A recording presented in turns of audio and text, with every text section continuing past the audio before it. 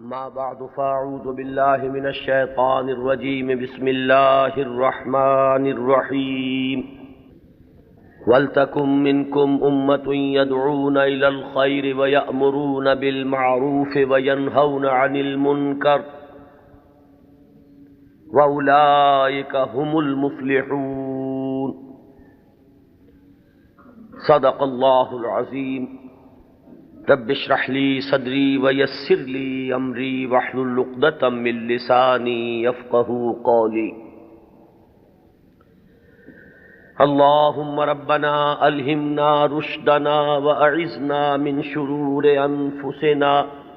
اللہم ارنا الحق حقا وارزقنا اتباعہ وارنا الباطل باطلا وارزقنا اجتنابہ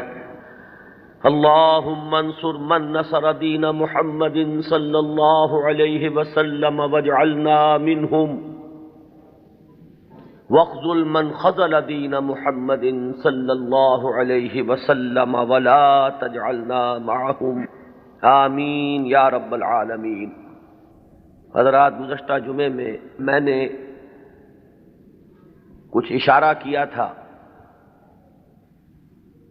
کہ آج امام مہدی کے بارے میں جو ہمارے ہاں تصورات ہیں ان کے موضوع پر کچھ گفتگو ہوگی۔ یہ اصل میں ایک سلسلے کی کڑی ہے۔ 12 ربیع الاول کو جو تقریر میں نے کی تھی قرآن اکیڈمی میں ختم نبوت اور تکمیل رسالت کے موضوع پر، اس کے ایک ضمیمے کی حیثیت سے نزول مسیح کا مسئلہ زیر بحث آیا۔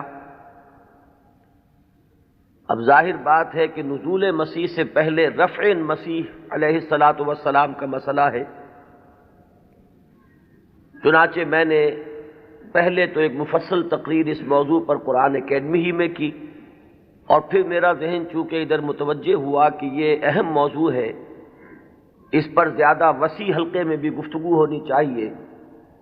تو 2 جمعوں میں بھی اس موضوع پر گفتگو ہوئی، بلکہ 3 جمعوں میں گفتگو ہو چکی ہے۔ بعض ضمنی مسائل وہ تھے اس مسئلے سے متعلق جن پر پچھلے جمعے میں گفتگو ہوئی۔ اب آج اسی ضمن میں چونکہ ایک مسئلہ جنہیں عام طور پر امام مہدی کہا جاتا ہے ان کا بھی ہے، اور اس کا تعلق اس پہلو سے بھی ہے کہ آن جہانی غلام احمد قادیانی نے جہاں مسیح موعود ہونے کا دعویٰ کیا وہاں مہدی معہود ہونے کا دعویٰ بھی کیا، اور ایک نہایت ضعیف روایت کا سہارا لے کر کہ لا مہدی الا عیسیٰ، انہوں نے اپنی ذات میں ان دونوں وعدوں کو جمع کر لیا کہ جن احادیث میں حضرت مسیح علیہ السلام کے نزول کی خبر دی گئی ہے وہ بھی مسیح عیسیٰ ابن مریم نہیں بلکہ مسیل مسیح، وہ میں ہوں، اور جن احادیث میں امام مہدی کے بارے میں اخبار ہیں وہاں بھی در حقیقت جس شخصیت کے ظہور کی پیشن گوئی کی گئی ہے وہ میں ہی ہوں۔ تو ایک ہی شخصیت میں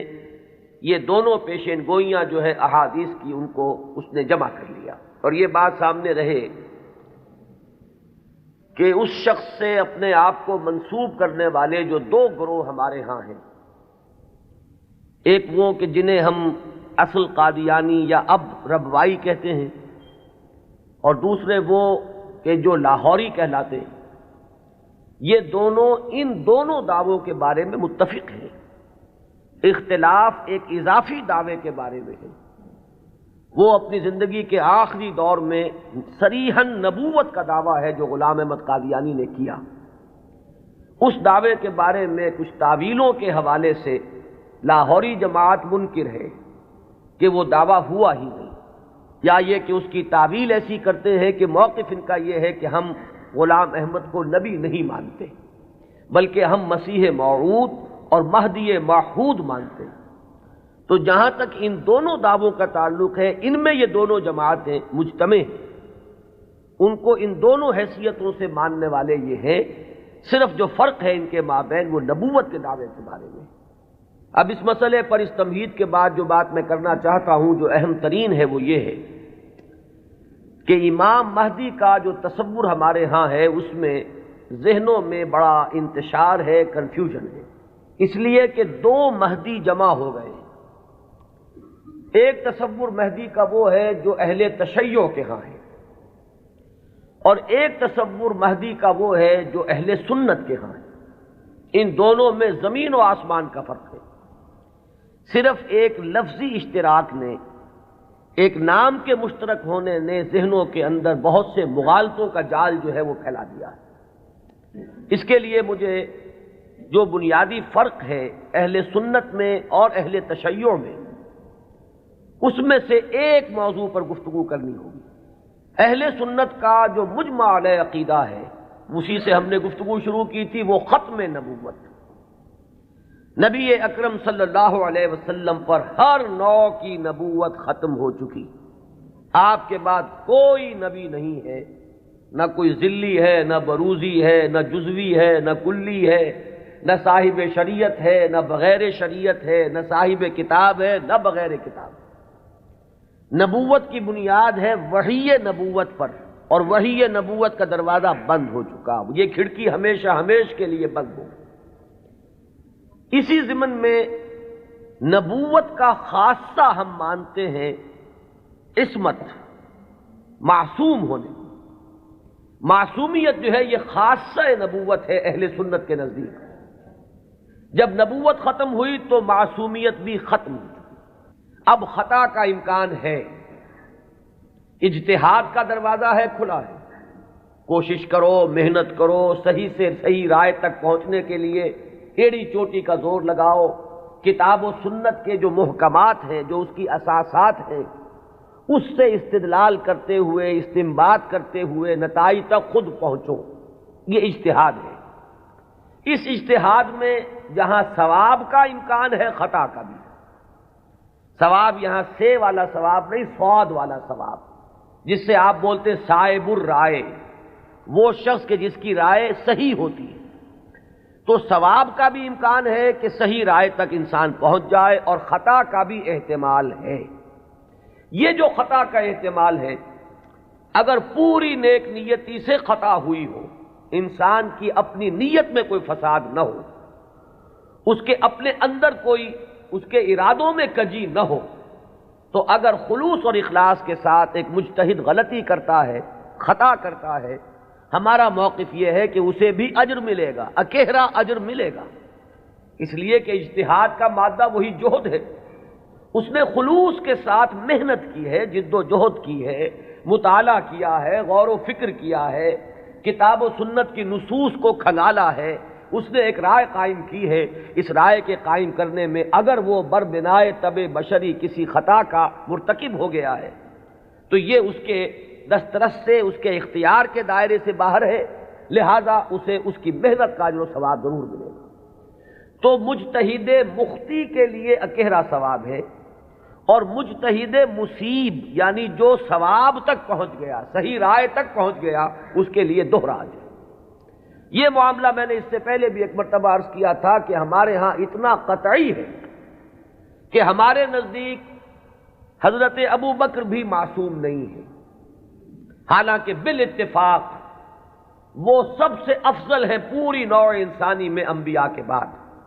افضل البشر بعد الانبیاء بالتحقیق، صرف اس امت میں نہیں، کل نوع انسانی میں۔ جیسے کہ محمد الرسول اللہ صلی اللہ علیہ وسلم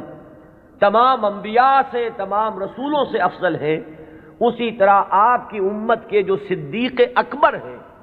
وہ تمام امتوں کے صدیقین سے افضل ہیں، افضل البشر بعد الانبیاء بالتحقیق ابو بکر الصدیق رضی اللہ تعالیٰ عنہ۔ اب آپ سوچئے، ہماری یہ رائے ہے، کسی کی ہو یا نہ ہو اس سے اس وقت سروکار نہیں ہے، ہماری یہ رائے ہے، اور پھر بھی ہم کہتے ہیں کہ ابو بکر بھی خطا سے محفوظ نہیں، معمول نہیں، ان سے بھی خطا کا امکان ہے، وہ معصوم نہیں ہے۔ عصمت جو ہے وہ خاصہ نبوت ہے، وہ محمد کے ساتھ ختم ہو گئی صلی اللہ علیہ وسلم۔ ابو بکر سے خطا ہو سکتی ہے، عمر سے ہو سکتی ہے، عثمان سے ہو سکتی ہے، علی سے ہو سکتی ہے، ہر شخص سے ہو سکتی ہے۔ اگر ان چار سے ہو سکتی ہے تو بقیہ پوری نوع انسانی تا قیام قیامت جو آنے والی ہے ان میں کوئی ان سے افضل نہیں ہو سکتا، بات ختم۔ لیکن اہل تشیع کا عقیدہ یہ ہے کہ نبوت کا دروازہ تو بند ہوا ہے، لیکن اس کے بعد امامت معصومہ کا ایک سلسلہ چل رہا ہے، اور یہ امامت معصومہ اہل بیت میں ہے۔ نبی اکرم صلی اللہ علیہ وسلم کی جو اولاد حضرت فاطمہ رضی اللہ تعالی عنہا سے چلی ہے، یہ اس میں امامت معصومہ کا ایک سلسلہ ہے کہ جو چل رہا ہے۔ تو آپ اچھی طرح جان لیجئے کہ ہمارے نقطۂ نگاہ سے تو وہ بھی ایک جزوی نبوت ہو گئی، جہاں خاصہ عصمت آ گیا، نبوت کا ایک جز آ گیا۔ تو ہمارے اور ان کے درمیان جو سب سے اہم اختلاف ہے یہ کہ صحابہ میں افضل کون ہے، یہ معاملہ تو کچھ لوگوں کے اپنے ذوق کا بھی ہو سکتا ہے، مزاج اور افتاد کا بھی ہو سکتا ہے۔ ظاہر بات ہے کہ پسند ناپسند پر تو انسان کو اختیار بھی نہیں ہو سکتا۔ میں نے کئی مرتبہ عرض کیا کہ ایک ہی پودا ہے گلاب کا، اس پر پھول کھلے ہوئے ہیں، آپ کو کوئی ایک پھول زیادہ پسند آیا، آپ نے اس کو لے لیا، اور آپ بتا بھی نہیں سکیں گے کہ اس میں آخر سبب کیا ہے، آپ نے دوسرے پھولوں کو چھوڑ کر اسے کیوں منتخب کیا۔ تو یہ معاملہ اتنا بنیادی نہیں ہے، اگرچہ ہمارے نزدیک صحابہ کرام میں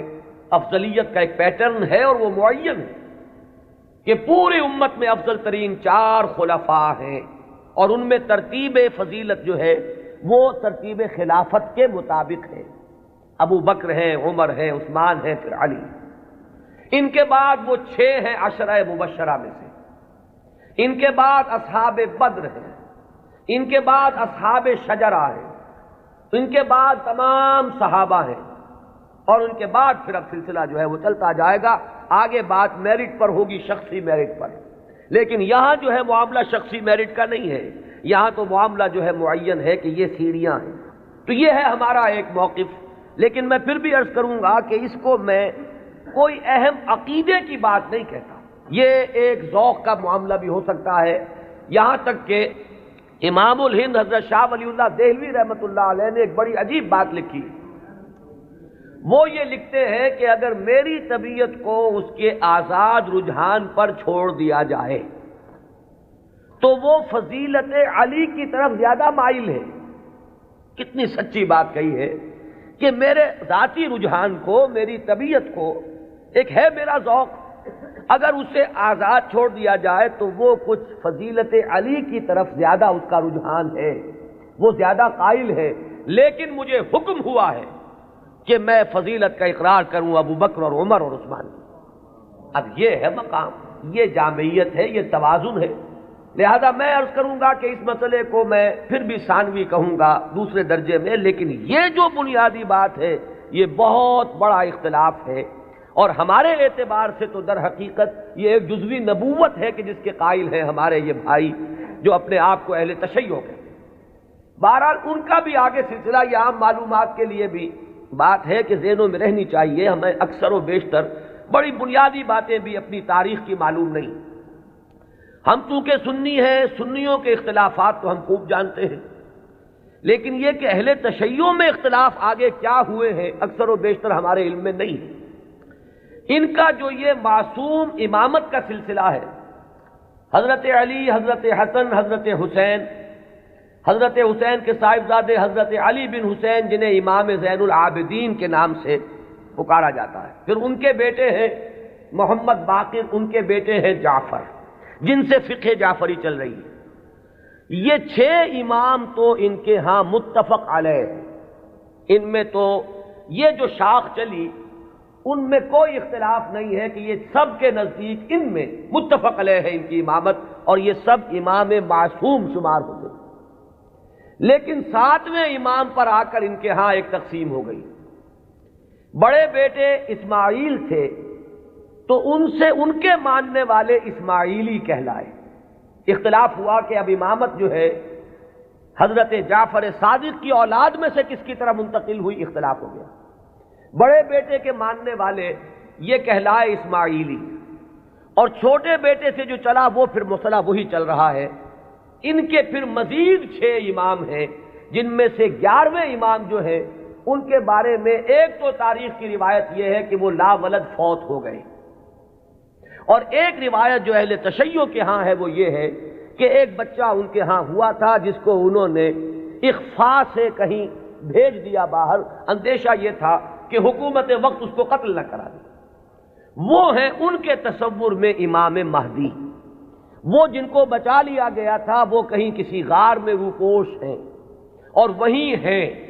آخری زمانے کے قریب ان کا ظہور ہوگا، وہ زندہ ہیں، غار میں موجود ہیں، ان کا ظہور ہوگا، وہ امام المہدی ہیں، اور ان کے آنے کے بعد پھر یہ مسلک بھی ظاہر بات ہے کہ اسلام ان کے نزدیک تو وہی ہے جسے وہ اسلام کہہ رہے ہیں، یعنی شیعیت جسے ہم کہتے ہیں، اس مسلک کی بھی فتح ہوگی اور یہی اسلام جو ہے پھر پوری دنیا کے اوپر چھا جائے گا۔ انہیں قائم آل محمد بھی ان کے ہاں کہا جاتا ہے۔ تو یہ ہے تصور امامت کا اور امام مہدی کا شیعہ حضرات کے۔ چونکہ درمیان میں میں نے بات آپ کو ایک بتائی تھی کہ ساتویں امام پر آ کر اختلاف ہوا ہے، تو جو بڑے بیٹے اسماعیل سے جو سلسلہ چلا وہ بھی کچھ عرصے کے بعد دو حصوں میں تقسیم ہو گیا۔ ان میں سے ایک حصہ ابھی چل رہا ہے کہ وہ امامت نسلاً بعد نسل چلی آ رہی ہے، وہ تو ہمارے ہاں کے یہ اسماعیلی ہیں۔ یہ اسماعیلی اس وقت جو ان کے امام ہیں، آغا خان تھے، آغا خان کے پوتے اب ان کے امام ہیں، اب کریم آغا خان، یہ ان کے نزدیک امام معصوم ہیں، ان سے کسی خطا کا امکان ہی نہیں۔ سر سلطان محمد خان جو آغا خان تھے، ان کے تو یہ الفاظ بھی منقول ہوئے ہیں کہ جب میں شراب پیتا ہوں تو شراب جب میرے ہونٹوں کو مس کرتی ہے تو پاک ہو جاتی ہے۔ یعنی یہ امام معصوم تو وہ شے ہے کہ جس سے کوئی ناپاک چیز چھوئے گی تو پاک ہو جائے گی۔ جیسے وہ تصور ہے کہ ایک چیز، ایک پتھر کوئی ایسا بھی ہے کہ جس کو وہ چھو لے وہ سونا بن جاتا ہے، تو اسی طریقے سے یہ امامت معصومہ کیا ہے اس کا آپ تصور کیجئے۔ تو جو ایگزیکٹ لائن ہے امامت کی وہ تو در حقیقت ان کے ہاں ہے کہ وہ امامت معصومہ کا تصور جو ہے بغیر کسی سلسلے کے ٹوٹے ہوئے وہ چلا آ رہا ہے ہمارے ہاں، جن کو ہم آغا خانی کہتے ہیں، اسماعیلی کہتے ہیں، ان کے ہاں۔ ان کے ہاں دوسری شاخ وہ ہی تھی کہ اس میں بھی آگے چل کر امام غائب ہو گیا، وہ دوسرا امام ہے غائب۔ تو ایک امام غائب تو وہ ہیں جنہیں امام المہدی کہا جاتا ہے، وہ ہمارے ہاں کے جو عام شیعہ حضرات ہیں جنہیں اثنا عشری شیعہ کہتے ہیں، یعنی 12 اماموں کے ماننے والے۔ ایک وہ جو شاخ اوپر والی ہے اس کو شش امامیہ کہتے ہیں، یعنی 6 اماموں تک تو متحد آئے، اس کے بعد 6 کے بعد 7ویں امام پر ایک شاخ نکل گئی، تو وہ شش امامیہ کہلاتے ہیں ان کے نزدیک، اور خود کو یہ کہتے ہیں اثنا عشری۔ لہذا کسی بھی شیعہ دوست سے اگر بات ہو، آپ شیعہ کہیں گے تو وہ کچھ برا مانے گا، چپ رہے، آپ سے احتجاج نہ کرے تو بات اور ہوگی، لیکن یہ کہ اگر آپ ان سے مہذب انداز میں سوال کرنا چاہیں تو آپ کا سوال یہ ہونا چاہیے کہ کیا آپ اثنا عشری ہیں؟ یہ لفظ وہ ہے جو خود اپنے لیے اختیار کرتے ہیں۔ لہذا وہ 12 اماموں والا سلسلہ کے 6 متفق علیہ، 5 بعد میں، اور جو 12ویں امام ہیں ان کے وہ عہد طفولیت ہی میں کہیں ان کو بھیج دیا گیا، کہیں حفاظت کے ساتھ، اور وہ کسی غار میں ابھی ہے اور وہ وہیں سے ظہور کریں گے۔ لہذا یہ جو اصل شیعیت ہے ان کا امام غائب ہے اور یہ اس کے انتظار میں ہے کہ وہ آئیں۔ ایک حالت منتظرہ جو ہے اس شیعیت پر یہ چلی آ رہی ہے۔ اس میں یہ بھی بتا دوں، یہ بھی دلچسپی کی بات ہے کہ حال ہی میں ایک بہت بڑا انقلابی قدم اٹھایا ہے خمینی نے یہ فلسفہ پیش کیا اور اس کو قبول حاصل ہو گیا ایران میں کہ یہ جو ہم امام منتظر کے انتظار میں رہیں گے اور کچھ نہیں کریں گے تو یہ تو بہت غلط معاملہ ہے کہ آنے والا ہی آئے گا تو کچھ ہوگا، ہم تو کچھ کر نہیں سکتے۔ اس نے تو ہمارے اوپر تعطل طاری کر دیا ہے، ہم لوگ جو ہے بالکل ظالموں کے لیے اور غلط کار لوگوں کے لیے نرم چارہ بن گئے ہیں، جیسے چاہیں وہ کریں، ہم تو ہاتھ نہیں پکڑ سکتے، اس لیے کہ ہم تو منتظر ہیں کہ کوئی آنے والا آئے گا تو صورت بدلے گی۔ تو انہوں نے فلسفہ پیش کیا کہ جب تک وہ امام غائب ظاہر نہیں ہوتے، نائب امام کی حیثیت سے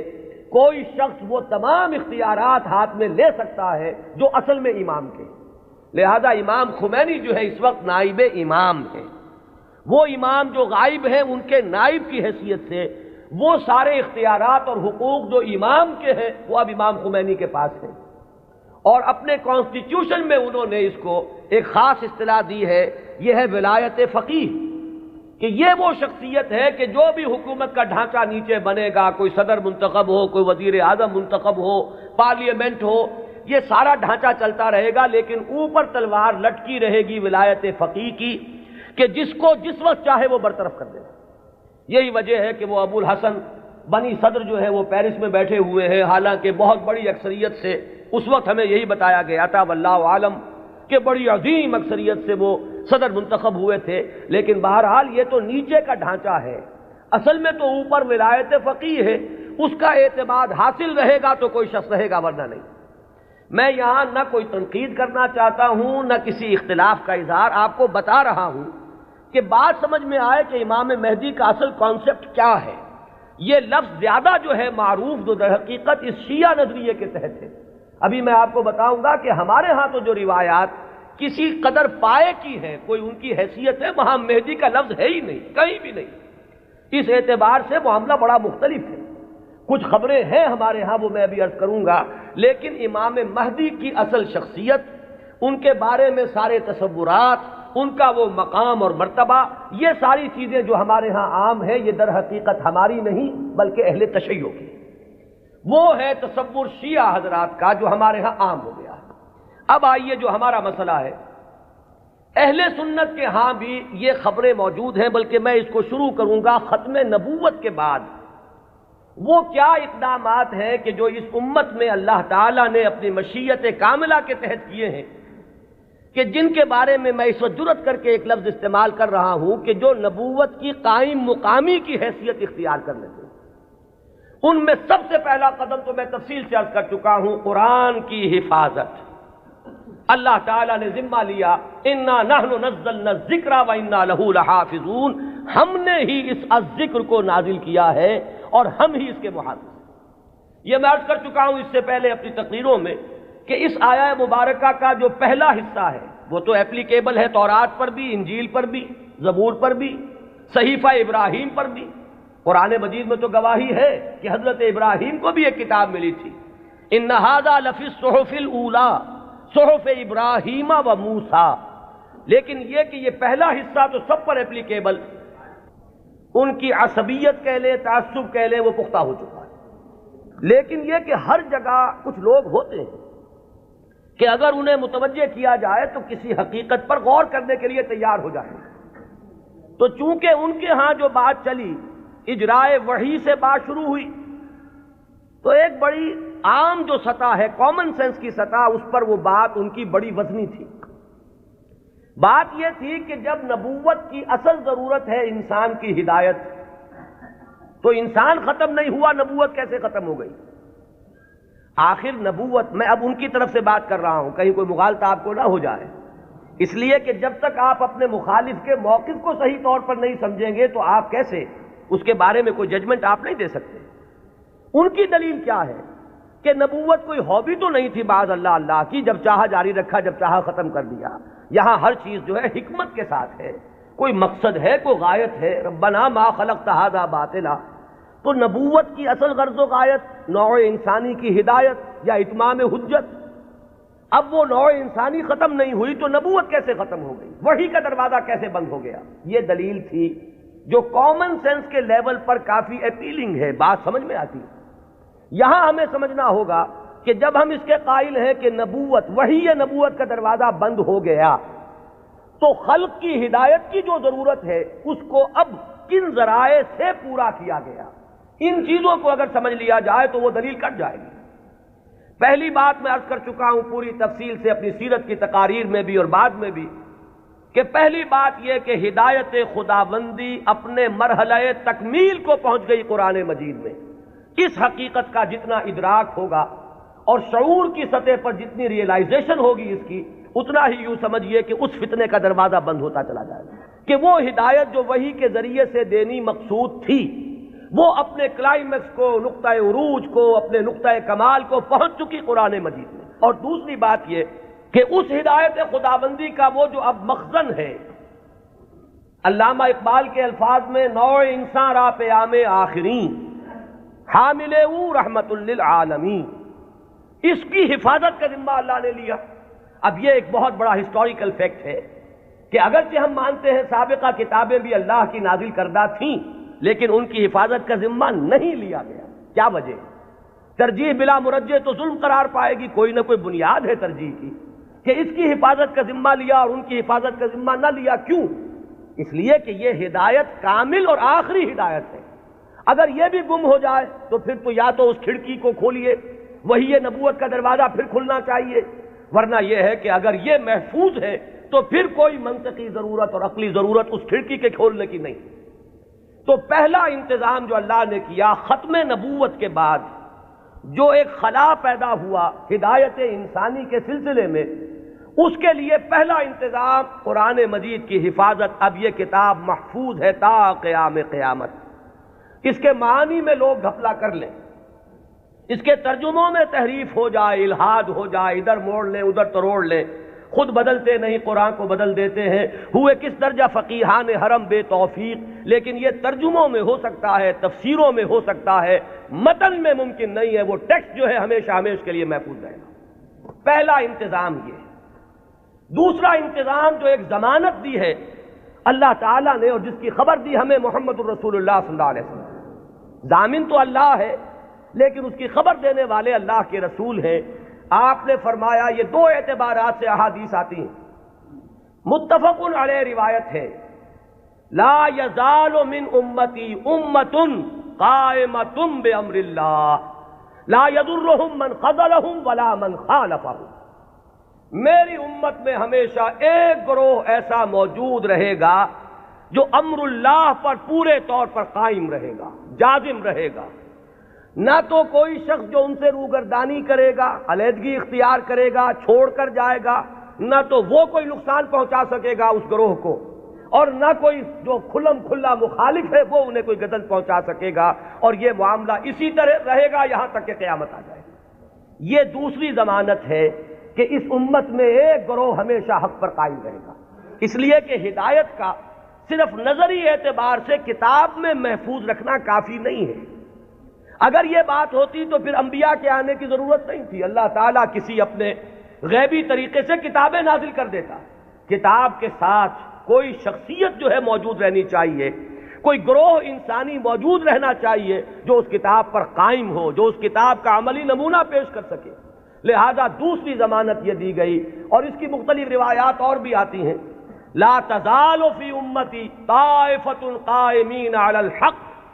میری امت میں لازماً ایک گروہ ہمیشہ ایسا رہے گا جو حق پر قائم رہے گا. ایسی جماعت سے کبھی بھی دنیا بالکل خالی نہیں ہوگی. یہ ضمانت میں پھر عرض کر رہا ہوں کس کی ہے؟ اللہ کی. یہ در حقیقت اسی ضرورت کو پوری کرنے کا اہتمام ہو رہا ہے جو ختم نبوت کے بعد جو بھی خلا پیدا ہوا ہدایت انسانی کے اعتبار سے، اس کا جو پر کیا جانا ہے وہ ان چیزوں سے. یہی بات آپ کو ملے گی منفی اسلوب میں بھی. یہ تو مثبت ہے. منفی طور پر حضور نے فرمایا کہ میری امت کبھی گمراہی پر جمع نہیں ہوگی. لا تجمع امتی علی الضلالہ. اگر تو کبھی ایسا ہو جائے پوری امت محمد صلی اللہ علیہ وسلم گمراہی پر جمع ہو جائے تو نفی ہو جائے گی اس قول کی کہ میری امت میں ہمیشہ ایک گروہ حق پر قائم رہے گا، قائمین علی الحق. تو بات ایک ہی ہے، ایک اس کا مثبت انداز ہے اور ایک اس کا منفی پہلو ہے کہ لا تجمع امتی علی الضلالہ. میری امت کبھی بھی گمراہی پر جمع نہیں. اسی ضمن میں ایک تیسری جو ضمانت دی ہے وہ ضمانت وہ ہے جسے ہم مجددین امت کے نام سے جانتے ہیں. ایک سلسلہ مجددین ہے جس کی خبر دی گئی ہے کہ ان اللہ یبعث فی هذه الامہ علی راس کل 100 عام من یجدد لها دینها. اللہ تعالیٰ نے خاص اہتمام فرمایا ہے کہ اس دین پر اگر کچھ اور بیرونی اثرات آتے چلے گئے، کچھ پردے پڑتے چلے گئے، کچھ گردہ ادھر ادھر سے آ کے جمع ہو گیا، کچھ بدعات کا طومار آ گیا، کوئی غلط نظریات جو ہے انہوں نے آ کر تسلط حاصل کر لیا، تو ہر 100 سال کے بعد ہر صدی کے سرے پر اللہ تعالیٰ ایک ایسی شخصیت کو اٹھائے گا کہ جو اس پورے دین کو اثر نو بالکل خالص شکل میں پیش کر دے گا. سارا ادھر ادھر کا گند جو آیا تھا اس کو دھو دے گا، سارے جو اضافے ہوئے تھے اس سے اس کو پاک کر دے گا، جو بھی عجمی یا جو غیر اسلامی تصورات آئے ہوئے ہوں گے انہیں دھو دے گا، جو رسوم کے اندر اور مراسم کے اندر جتنے بھی نئی بدعات جاری کی گئی ہوں گی ان سے بھی بالکل نکھار کر جو اصل ہے چہرہ اس دین حق کا، دین محمدی علیہ صاحب الصلاۃ والسلام کا، اسے نکھار کر اصل صورت اس کی پھر واضح کر دے گا. یہ ہے جنہیں ہم مجددین امت کہتے ہیں. اور یہ جان لیجئے کہ اس کا اگرچہ جن لوگوں کو ہم نے قرار دیا ہے کہ وہ اس امت کے مجددین ہیں، ہمارے ہاں نہ مجدد معصوم ہے۔ اب اختلاف رکھیے، یہاں پر فرق ذہن میں رکھیے۔ میں نے تو آپ کو بتایا کہ مجدد کہاں ہے، حضرت ابو بکر سے بڑھ کر تو کوئی افضل نہیں، لیکن وہ بھی معصوم نہیں ہے۔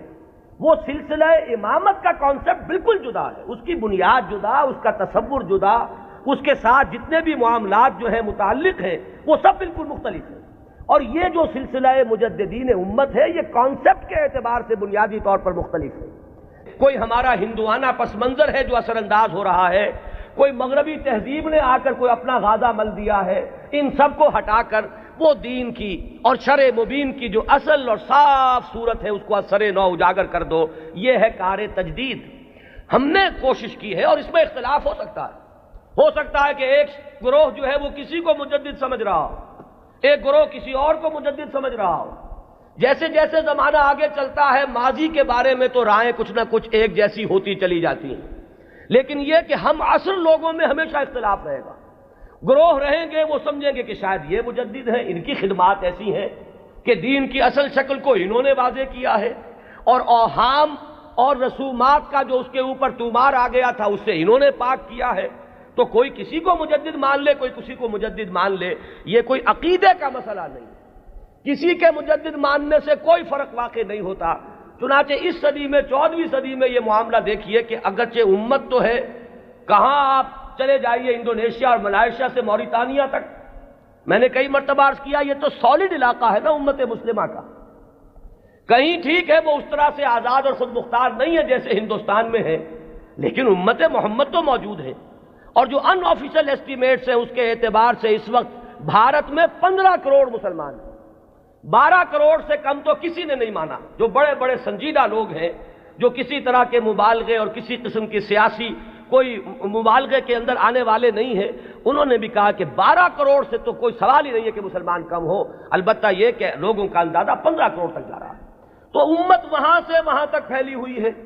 اب ان میں کتنے مجددین پیدا ہوئے ہوں گے، کتنے خادمین دین پیدا ہوئے ہوں گے، کتنے لوگوں نے محنتیں کی ہوں گی۔ ایک ہی وقت میں وہاں حسن بنا ہے مصر میں، یہاں مولانا مودودی بھی ہیں، یہاں مولانا الیاس صاحب بھی ہیں، یہاں مولانا اشرف علی تھانوی بھی ہیں، یہاں مولانا رشید احمد گنگوہی بھی ہیں، اور بھی بہت سے لوگ ہیں جن کے بارے میں کسی کو کسی کے بارے میں، کسی کو کسی کے بارے میں خیال ہو سکتا ہے۔ یہ تو در حقیقت فیصلہ ہوا کرتا ہے 2-3 صدیوں کے بعد، پھر جا کر زیادہ انسان آبجیکٹیولی اندازہ کر سکتا ہے کہ کس کی کیا کنٹریبیوشن ہے۔ وہ وقتی قسم کے جو تصورات ہوتے ہیں، کچھ عصبیتیں ہوتی ہیں، کچھ تعصبات ہوتے ہیں، کچھ گروہی قسم کے اثرات ذہنوں پر ہوتے ہیں، تو وقتی طور پر تو فیصلہ کرنا بہت مشکل ہوتا ہے، یہ بعد میں آتا ہے۔ یہی وجہ ہے کہ ابتدائی مجددین کے بارے میں تو ہمارے ہاں تقریباً کنسنسس ہے، اتفاق رائے ہے کہ فلاں مجدد فلاں مجدد فلاں مجدد فلاں مجدد۔ آگے چل کر تو اختلاف ہو جائے گا۔ ہمارے ہاں جو بریلوی بھائی ہمارے ہیں وہ مولانا احمد رضا خان بریلوی کو اس دور کا مجدد کہتے ہیں۔ دیوبندی حضرات میں بھی میں نے 2 گروہ پائے ہیں، ایک وہ جو مولانا رشید احمد گنگوہی کو اس صدی کا مجدد سمجھتے ہیں، اور ایک جو مولانا اشرف علی تھانوی کو اس صدی کا مجدد سمجھتے ہیں۔ اور مولانا اشرف علی تھانوی صاحب کے معتقدین کا عالم تو یہ ہے کہ مولانا عبد الباری ندوی جیسا شخص، بڑی اونچی علمی شخصیت ہے ہندوستان کی، انہوں نے جو کتاب لکھی ہے ان کی سوانح پر، اس کا نام ہے جامع المجددین۔ صرف مجدد نہیں، تمام مجددین کے اوصاف ان میں جمع ہو گئے۔ بہرحال یہ محبت اور عقیدت، کسی سے تعلق خاطر، یہ اس کے اثرات ہیں کہ جو فوری طور پر ہوتے ہیں۔ اسی طریقے سے چاہے مودودی صاحب نے ہرگز اس کا دعویٰ نہیں کیا، میں خود گواہ ہوں اس کا، میں ان کے ساتھ رہا ہوں، لیکن ہو سکتا ہے اور میں سمجھتا ہوں کہ بہت سے ان کے ماننے والوں کے ذہن میں ہے یہ بات کہ اس صدی کے اصل مجدد وہ تھے۔ یا مولانا الیاس صاحب رحمۃ اللہ علیہ کے بارے میں تو میں یہ ان کے عقیدت مندوں میں اس سے بہت آگے بات سمجھتا ہوں۔ وہ تو چونکہ کچھ روحانیت کا میدان بھی ہے تبلیغی جماعت میں، تو وہاں جو غلو ہے عقیدت کا وہ تو اس سے کہیں بڑھ کر ہے۔ تو یہ ساری چیزیں میں صرف اس لیے عرض کر رہا ہوں کہ اس میں کسی گھبرانے کی بات نہیں ہے، اس لیے کہ مجددیت جو ہے ہمارے ہاں کوئی ایسا منصب نہیں ہے کہ جس کو ماننے یا نہ ماننے سے کوئی ہمارے ایمان و اسلام میں فرق آتا ہو۔ اگر غلام احمد قادیانی کو صرف مجدد مانا گیا ہوتا کبھی تکفیر نہ ہوتی۔ اب ہمارے یہ لاہوری بھائی جو ہیں جب اپنے مدافعت پہ آتے ہیں تو وہ کہتے ہیں کہ ہم تو صرف مجدد مانتے ہیں۔ ایک زمانے میں اسی وجہ سے اس بات کا قائل رہا کہ قادیانیوں کی تکفیر تو درست ہے، لیکن ان کے بارے میں ہمیں توقف کرنا چاہیے، اس لیے کہ یہ تو نبی نہیں مان رہے، لیکن ثابت یہ ہوا ہے کہ اس شخص نے نبوت کا دعویٰ کیا۔ اب کوئی شخص انکار کرے تو بات اور ہے، اور کم سے کم یہ کہ مسیح موعود مانتے ہیں اور وہ مہدی موعود مانتے ہیں، ان دونوں چیزوں کو انہوں نے جمع کر دیا، اور دعویٰ جو ہے اس کا ثابت ہے کہ اس نے نبوت کا دعویٰ کیا، لہذا ان کے انکار سے انہیں کوئی ریلیف نہیں مل سکتا۔ بہرحال جو بات میں عرض کر رہا تھا وہ یہ کہ ہمارا جو یہ تصور مجدد ہے اس کو ذہن میں رکھیے، تو اب اس سے آگے بحث کو بڑھائیے۔ جیسے سلسلہ نبوت و رسالت اپنے ارتقائی مراحل طے کر کے مقام عروج پر، کلائمیکس پر، درجہ کمال پر پہنچا محمد الرسول اللہ صلی اللہ علیہ وسلم کی ذات مقدسہ میں، اسی طرح بالکل منطقی طور پر سمجھیے کہ اب یہ مجددین امت کا سلسلہ بھی قیامت سے پہلے اپنے ایک تکمیلی مرحلے کو پہنچے گا، اور وہ تکمیلی مرحلہ کیا ہے کہ اس امت کی ایک ایسی تجدید ہوگی، اس دین کی ایک اتنی مکمل تجدید ہوگی، وہ دین کہ جسے اب پوری دنیا کا دین بننا ہے، جس کی خبر دی ہے محمد الرسول اللہ صلی اللہ علیہ وسلم نے۔ تو وہ اخبار و احادیث ہمیں ملتی ہیں کہ جن میں حضور نے یہ خبر دی ہے کہ قیامت سے قبل اور قرب قیامت کے زمانے میں میری امت میں ایک شخص ایسا پیدا ہوگا کہ جو اس دین کو دنیا میں غالب کرے گا، جو اس کے لیے پھر اثر نو ایک جد و جہد کرے گا۔ ظاہر بات ہے کہ وہ سلسلہ مجددین ہی کی آخری کڑی، اس لیے کہ قیامت کے سلسلے میں بات ہو رہی ہے، قیامت سے پہلے ایک ایسی عظیم شخصیت جو ہے مسلمانوں میں پیدا ہوگی، وہ سلسلہ مجددین امت کا یوں سمجھیے کہ مقام عروج ہے، وہ اس کا کلائمیکس ہوگا، وہ اس کا تکمیلی درجہ ہوگا۔ اس ضمن میں جو احادیث آتی ہیں ان کو ہم دو بڑے بڑے گروہوں میں تقسیم کر سکتے ہیں۔ پہلی بات تو یہ جانیے کہ کوئی حدیث اس بارے میں سند کے اعتبار سے اتنی قوی نہیں ہے کہ امام بخاری رحمت اللہ علیہ نے جو اپنا معیار بنایا تھا قبول روایت کا، اس پر پوری اتر جائے۔ سب سے کڑا معیار امام بخاری کا ہے، یہی وجہ ہے کہ یہ کہا گیا ہے کہ اصح الکتب بعد کتاب اللہ صحیح البخاری۔ حدیثوں کی چاند پھٹک، کس روایت کو قبول کریں گے کس کو نہیں کریں گے، ہر محدث نے اپنے کچھ شرائط بنا لی، ایک پیمانہ بنا لیا۔ یوں سمجھیے جیسے یہ بجری جہاں کرشرز لگے ہوتے ہیں اور اس کے بعد وہ کرش سٹون جو ہے وہ کنویئر بیلٹ پر آتا ہے اور مختلف سائز کی چھلنیاں لگی ہوتی ہیں،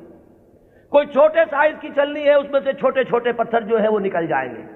اس سے آگے چل کر اور چونکہ گریڈنگ کرنی ہے کہ آدھے انچ سے کم چاہیے بجری تو یہ اس چھلنی میں سے نکل گئی، وہ لے جائیے۔ پھر اس کے بعد آپ کو چاہیے آدھے انچ سے لے کر 1 انچ تک تو اگلی چھلنی ہے، وہ اس میں سے نکلیں گے، اس سے آگے اور بڑھتا چلا جائے گا، گریڈنگ ہو جائے گی اس میں۔ تو محدثین نے گریڈنگ قائم کی ہے اپنے معیار میں،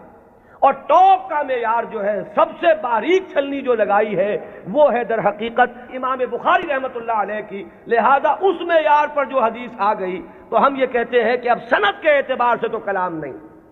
وہ جو معاملہ ہے تو اس سطح پر کوئی حدیث بھی نہ مہدی کے نام کے ساتھ نہ بغیر نام کے، ہمارے ہاں صحیح بخاری میں کوئی روایت موجود نہیں ہے اس ضمن میں، یہ تو پہلی بات ہے جسے نوٹ کر لیجئے، یعنی سند کے اعتبار سے ٹاپ کے درجے پر تو کوئی حدیث نہیں۔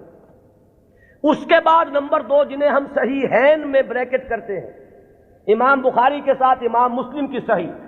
یہ بریکٹ ہو کر صحیحین، یہ ذرا ایک دائرہ بن گیا۔ امام مسلم کے شرائط بھی تقریباً وہی ہیں اگرچہ تھوڑے سے کم، اس پر ایک روایت آئی صرف، اور اس روایت میں کہیں مہدی کا نام نہیں ہے،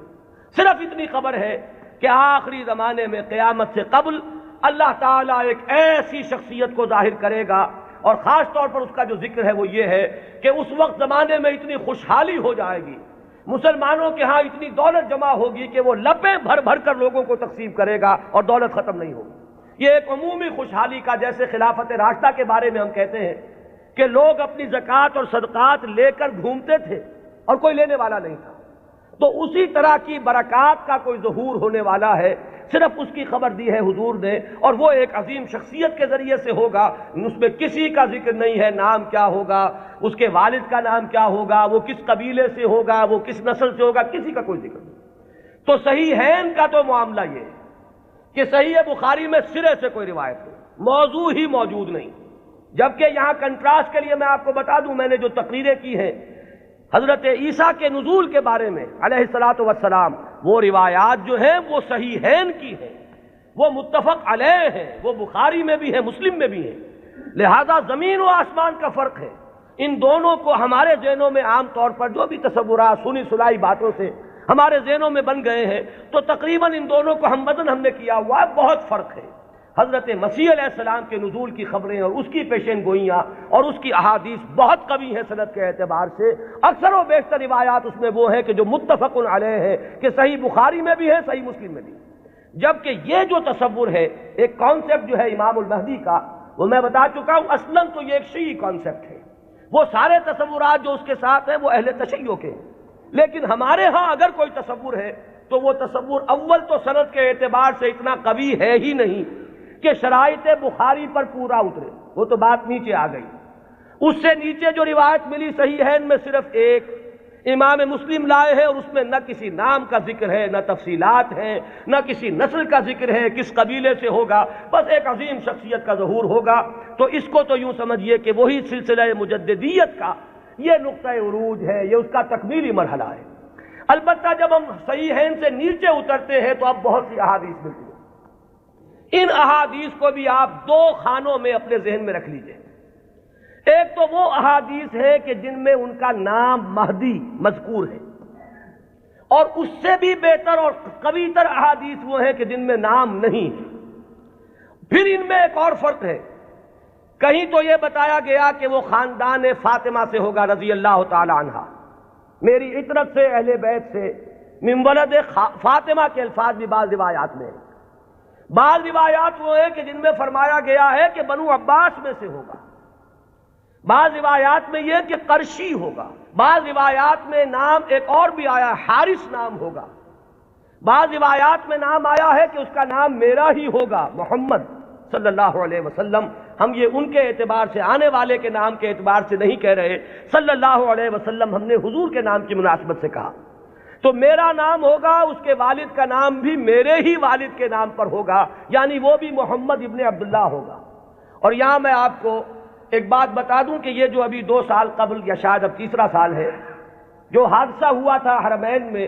اور مسجد الحرام پر کچھ لوگوں نے قبضہ کیا تھا، مقابلہ ہوا، میں اس کی تفصیل میں نہیں جانا چاہتا کہ اس کے اسباب کیا تھے اور کیا ان لوگوں کا اصل موقف تھا اور وہ کیا کرنا چاہتے تھے، لیکن وہاں بھی ایک شخص نے اپنے مہدی ہونے کا اعلان کیا، اور وہ محمد ابن عبداللہ ہی تھا۔ اس کا نام بھی محمد اور اس کے والد کا نام بھی عبداللہ، قحطانی ہے وہ، اور وہ عرب تو ہے، لیکن یہ کہ بہرحال اب جو بھی ان کے بارے میں معلوم نہیں ہے کہ آیا جو لوگ موقع پر قتل ہو گئے ہیں وہاں ان میں وہ ہے یا نہیں، پھر یہ کہ جو لوگ بعد میں پکڑ کر قتل کیے گئے ہیں سزا کے طور پر ان میں وہ ہے یا نہیں، کچھ پتہ نہیں۔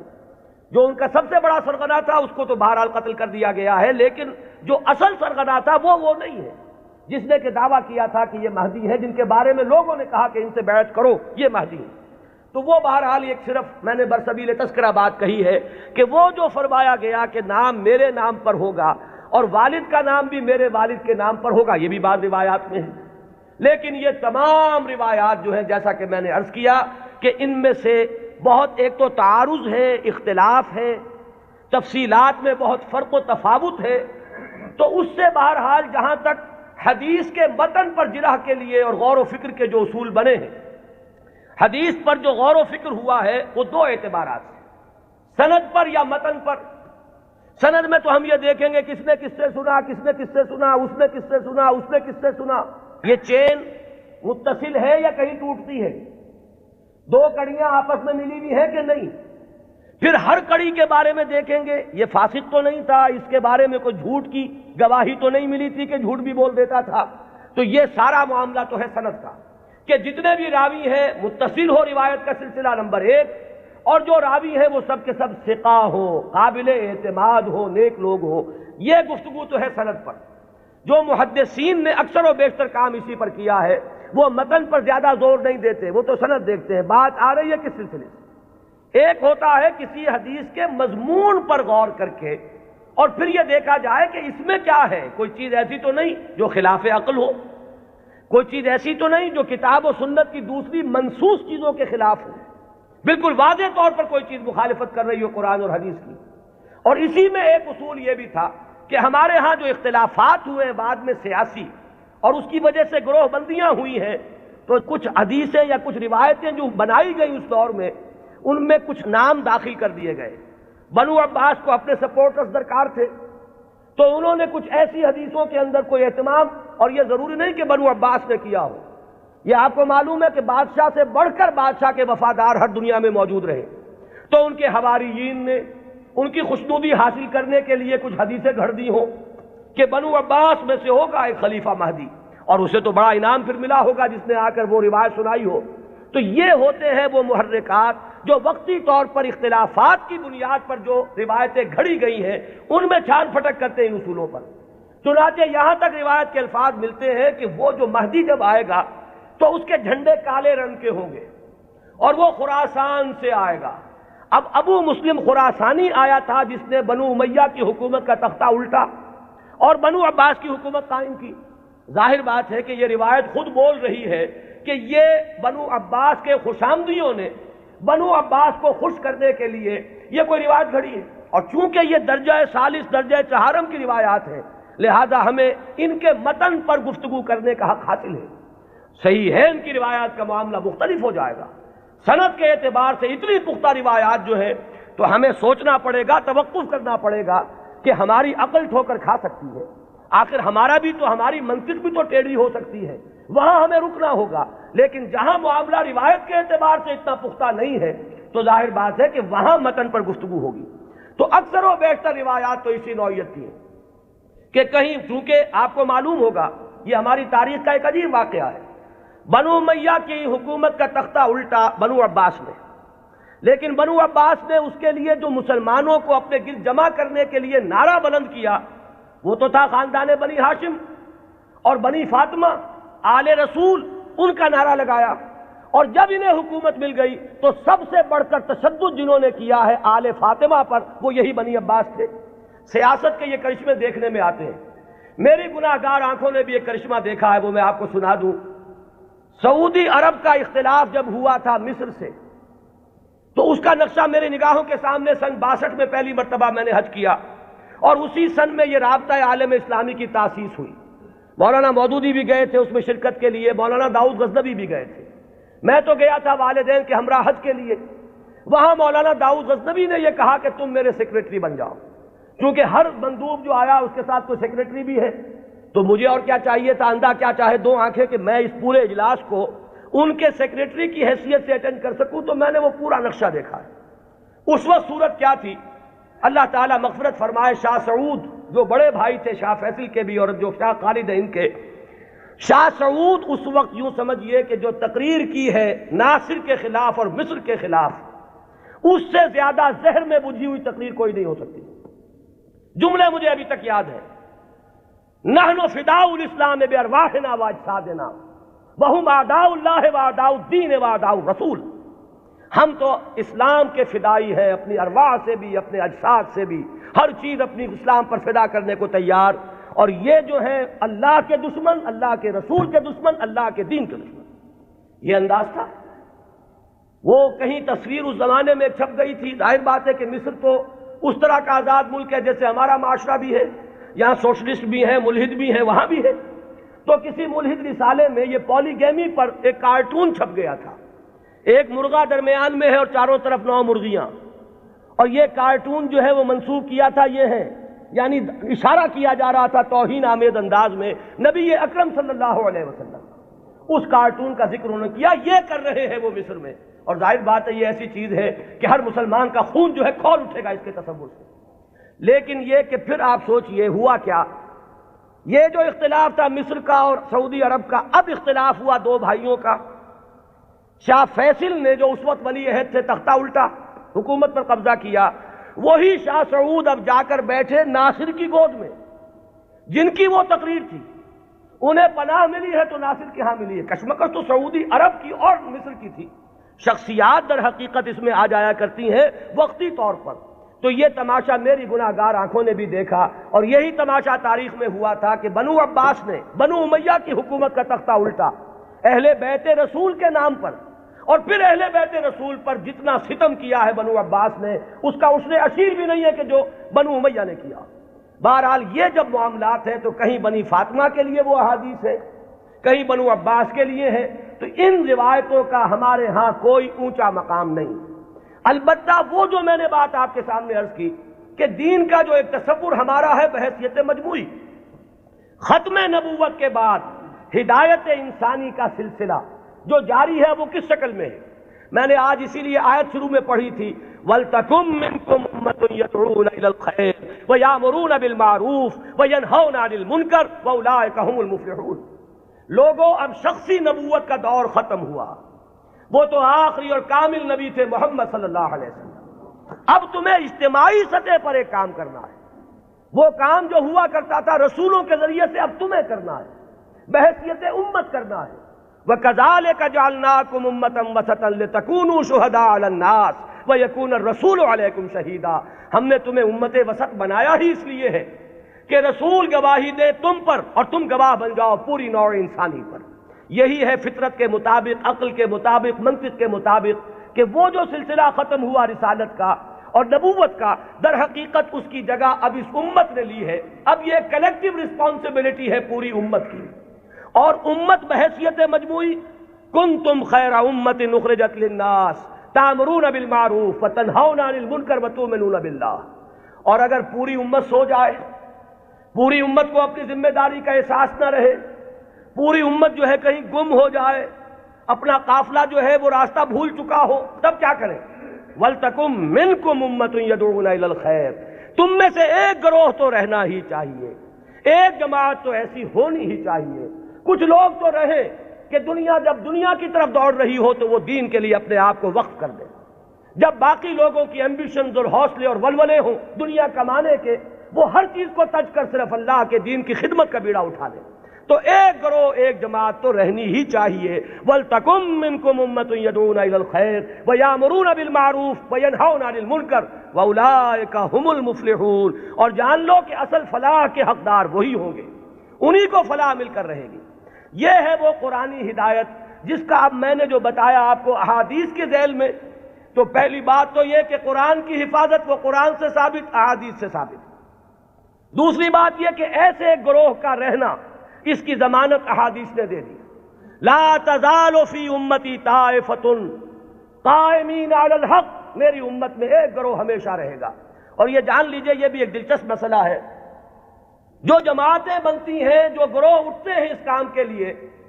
ظاہر بات ہے وہ کسی شخصیت کے سہارے پر اٹھتے ہیں، یہ آپ کو اچھا لگے یا برا لگے۔ کچھ لوگ زیادہ آئیڈیلسٹ ہوتے ہیں، وہ شخصیت نہیں بلکہ زیادہ جو ہے وہ اجتماعیت میں بلیو کرنے والے ہیں۔ ان حضرات کی توجہ کے لیے کہہ رہا ہوں کہ کام ہمیشہ جب بھی آپ دیکھیں گے کسی شخص سے شروع ہوا ہے، کوئی شخص جس کا کہ ذکر میں ابھی کر چکا کہ ان اللہ یبعث فی ہذہ الامہ علی راس کل مئۃ عام من یبعث لہا دینہا، کوئی نہ کوئی شخص اٹھتا رہے گا کہ جو دین کو تمام جو باہر سے آئے ہوئے اثرات ہیں ان سے دھو کر اس کی صحیح شکل میں لوگ دنیا کے سامنے لے آئے گا۔ اب ظاہر بات ہے کہ وہ اکیلا تو نہیں ہوگا، اسی کی دعوت پر کچھ لوگ جمع ہوں گے، وہ پکارے گا من انصاری اللہ، میں یہ کام کا بیڑا اٹھا رہا ہوں، کون ہے جو میری مدد کرے؟ وہ جماعت وجود میں آئے گی، وہ ہے جماعت وَلْتَكُن مِّنكُمْ أُمَّةٌ يَدْعُونَ إِلَى الْخَيْرِ یا لَا تَزَالُ فِي أُمَّتِي طَائِفَةٌ قَائِمِينَ عَلَى الْحَقِّ، وہ جماعت ہوگی۔ اس کے بعد ہوتا کیا ہے حادثہ، یہ بھی جان لیجئے، یہ بھی بہت مرتبہ ریپیٹ ہو چکا ہے۔ وہ جو گروہ، وہ جماعت جب ذرا آگے بات چلتی ہے تو وہ شخصیت جو ہے وہ بت بن جاتا ہے، اس کی محبت جو ہے وہ عقیدت میں بدل جاتی ہے، عقیدت شخصیت پرستی کا روپ دھارتی ہے۔ پھر اس کے ارد گرد اس کا نام لے کر جو لوگ اٹھتے ہیں وہ اپنی دنیا کو کمانے کا ذریعہ اس شخص کو بناتے ہیں، اس کا نام بیچتے ہیں، اس کی محبت بیچتے ہیں۔ وہ جو اقبال نے کہا یہی شیخ حرم ہے جو چرا کر بیچ کھاتا ہے، یہی ہے گلی میں بوزرو دلقے اویسو چادر زہرا، یہ جو لوگ بیچتے ہیں تو اپنے مصلحت کے لیے بیچتے ہیں، اس شخصیت کے لیے نہیں۔ اس نے ایک کام کیا، مسلمانوں کے دلوں کا وہ تارا بن گئی، آنکھوں کا تارا بن گئی وہ شخصیت، ظاہر بات ہے محبت پیدا ہوتی ہے۔ یہ بھی احادیث ملتی ہے کہ اللہ تعالیٰ جب کسی انسان سے، بندے سے محبت کرتا ہے تو وہ فرشتوں سے کہتا ہے میں فلاں بندے سے محبت کرتا ہوں، تم بھی محبت کرو۔ اس کے بعد اس کی محبت جو ہے خلق خدا کے دل میں ڈال دی جاتی ہے۔ بہت سے لوگ جانتے بھی نہیں کہ ہم اس سے کیوں محبت کرتے ہیں، محبت کرتے ہیں اس لیے کہ یہ خدائی تدابیر میں سے ہے۔ اب اس محبت کو کچھ لوگ ایکسپلائٹ کرنے والے آتے ہیں، جو اپنی دنیا بناتے ہیں اس محبت کو بیچ کر، اس کے حوالے سے، اس کے ذریعے سے معلوم ہوا کہ اب وہ جماعت جو ایک دور میں کھڑی ہوئی تھی دین کی تجدید کے لیے، وہ خود ایک فرقہ بن کر اور ایک فتنہ بن کر ایک گمراہی کا ذریعہ بن جاتا ہے۔ پھر اٹھاتا ہے اللہ کسی اور کو، اس لیے کہ سلسلہ تو چلنا ہے، نبوت ختم ہو چکی ہے، دین کی ہدایت کے اس پورے سلسلے کو تو برقرار رکھنا ہے تا قیام قیامت۔ پھر اللہ کا کوئی بندہ اٹھتا ہے، پھر وہ نعرہ لگاتا ہے، پھر کچھ لوگ جمع ہوتے ہیں، کچھ عرصے تک وہ جماعت رہتے ہیں، پھر وہ جماعت بھی پھر وہ گلتی ہے اور سڑتی ہے، اور اس کے اندر پھر وہی فرقے بندی پیدا ہوتی ہے، وہ ایک فرقے کا روپ دھار لیتی ہے، اور اس میں پھر شخصیتیں جو ہے بت بن کر پجنے لگتی ہیں، پھر اللہ کسی کو اٹھاتا ہے۔ یہی پروسیس ہے جو عقلاً ممکن ہے، یہی پروسیس ہے جو منطقی طور پر ممکن ہے، اور یہی ہم تاریخ میں دیکھ رہے ہیں کہ ہر گروہ جو ہے وہ اٹھا ہے اور وہ تجدید دین اور خدمت دین کے داعیے سے اٹھا، اور انہوں نے کام کیا، اس میں کوئی شک نہیں۔ ایک وقت میں دین کی صحیح تصویر لوگوں کے سامنے رکھی، وہ خدمتیں کر کے چلے گئے، بعد میں ان کے نام پجنے لگے اور وہ پھر عقیدے بن گئے۔ آج ہمارے ہاں جو مزاروں کی پرستش ہو رہی ہے تو یہی تو ہے، جنہوں نے فاقوں پر فاقے کاٹے تھے، جن کے فاقے ضرب المثل ہیں، آج ان کی قبروں کے طفیل جو ہیں عیاشیاں ہو رہی ہیں۔ آج لوگ جو ہیں انہوں نے اپنی دنیا کمانے کا ذریعہ اس کو بنایا ہوا ہے۔ تو یہ وہی پروسیس ہے جو بہت زیادہ میگنیفائڈ فارم میں اور بڑی گھناؤنی صورت میں ہمارے سامنے موجود ہے۔ ہوتا یہی ہے، تو فرمایا کہ ایسا ہوتا رہے گا، قافلہ چلتا رہے گا۔ قرآن ہے، یہ قلعہ تو گڑا ہوا ہے،